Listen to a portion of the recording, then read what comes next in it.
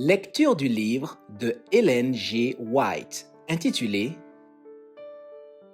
Message à la jeunesse.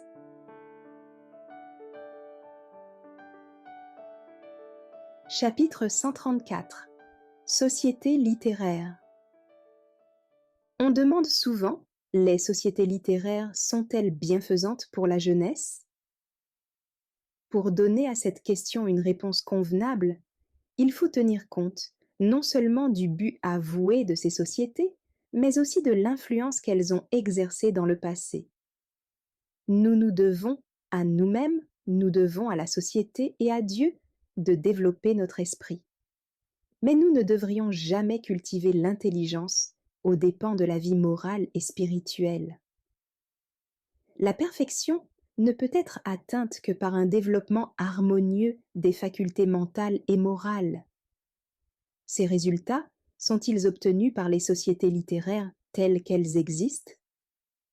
Les sociétés littéraires exercent presque toujours une influence opposée à celle que leur nom ferait supposer. Dirigées comme elles le sont en général, elles font du tort à la jeunesse, car Satan met son empreinte sur ce qui s'y fait. Tout ce qui contribue à la dignité de l'homme et de la femme est un reflet du caractère du Christ.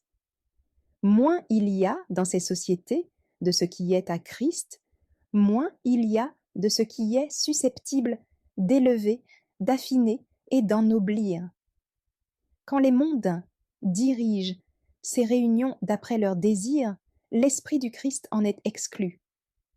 Les esprits sont détournés des réflexions sérieuses, de Dieu, de tout ce qui est réel et substantiel, et ils courent après ce qui est imaginaire et superficiel. Société littéraire. Si seulement la réalité répondait au nom, qu'y a-t-il de commun entre la paille et le froment? C'est peut-être avec de bonnes intentions qu'on a organisé ces sociétés littéraires, mais sans la sagesse de Dieu, elles deviennent un mal. On y admet en général des personnes sans religion, dont le cœur et la vie ne sont pas consacrés, et on leur confie même souvent des positions importantes. On croit neutraliser les influences funestes par des règlements. Mais Satan, ce général habile, se met à l'œuvre, trop souvent avec succès, pour imprimer à la société une direction conforme à ses plans.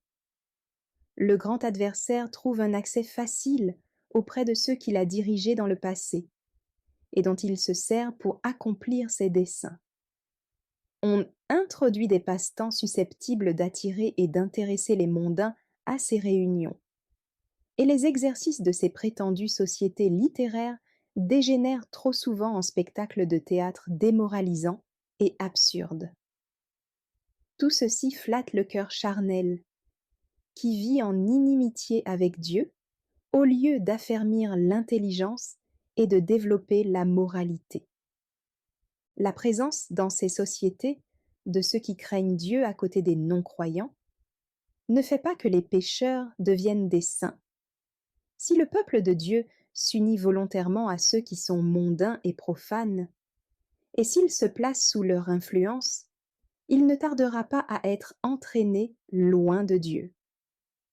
Il se peut que rien de grave ne se produise dans les premiers temps, mais des intelligences qui ne sont pas soumises à l'Esprit de Dieu ne s'accommoderont pas volontiers des choses qui sentent la vérité et la justice. Si elles avaient eu le goût des choses spirituelles, elles se seraient rangées parmi les disciples de Jésus-Christ. Les deux classes obéissent à des maîtres différents. Elles sont opposées quant à leurs desseins, leurs espoirs, leurs goûts et leurs désirs. Les disciples de Jésus aiment à méditer les choses raisonnables, sensées, ennoblissantes. En revanche, ceux qui n'ont pas l'amour des choses sacrées ne s'intéressent à ces réunions que si des choses superficielles et irréelles constituent la partie la plus importante du programme. Peu à peu, l'élément spirituel est chassé par l'élément contraire, et l'effort tenté pour mettre d'accord deux principes opposés aboutit à un lamentable échec. On a essayé d'établir des sociétés littéraires bienfaisantes pour tous, dont tous les membres sentiraient leur responsabilité morale et se feraient un devoir d'éviter tout ce qui, d'ordinaire, constitue un danger pour la religion dans des sociétés semblables. Pour diriger ces sociétés, il faut des personnes discrètes, douées d'un jugement sain, en communion vivante avec le ciel, qui sachent reconnaître les mauvaises tendances et qui, sans se laisser tromper par Satan, s'avancent d'un pas ferme dans la voie de l'intégrité, tenant toujours bien haut le drapeau du Christ. Une telle influence commandera le respect et fera de ces réunions une bénédiction plutôt qu'une malédiction. Si des hommes et des femmes d'âge mûr voulaient se joindre à la jeunesse pour organiser et diriger de telles sociétés littéraires, celles-ci pourraient devenir à la fois utiles et intéressantes.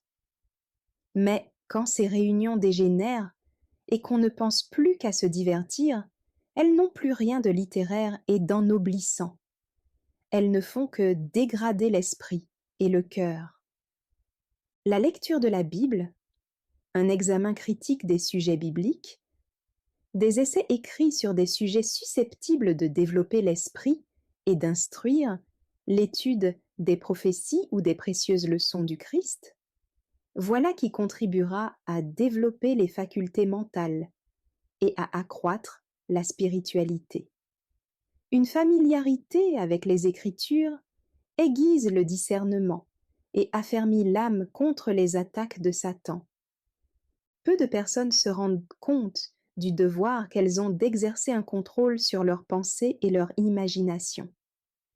Il est difficile de tenir fixé sur des sujets utiles une intelligence indisciplinée. Mais la religion ne saurait fleurir quand les pensées ne reçoivent pas une direction convenable. Une intelligence qui n'est pas absorbée par les choses sacrées et éternelles s'attachera à des pensées banales et superficielles. Les facultés intellectuelles et morales doivent être soumises à une discipline. Elles ne pourront se fortifier que par l'exercice. Tout comme le cœur, l'intelligence doit être consacrée au service de Dieu. Il a des droits sur tout ce qui est en nous. Le disciple du Christ ne doit s'accorder aucune satisfaction, ne se livrer à aucune entreprise, si innocente et louable qu'elle apparaisse.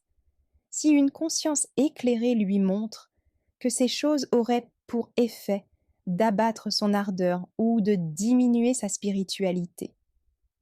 Tous les chrétiens devraient s'efforcer de refouler la vague du mal et d'arracher notre jeunesse aux influences qui l'entraîneront à la ruine.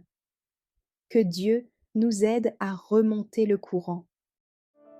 Merci d'avoir écouté cette lecture. Si vous avez des questions ou des remarques sur le thème abordé, n'hésitez pas à les partager dans les commentaires et notre équipe ne manquera pas de les considérer. À bientôt sur lereste.org.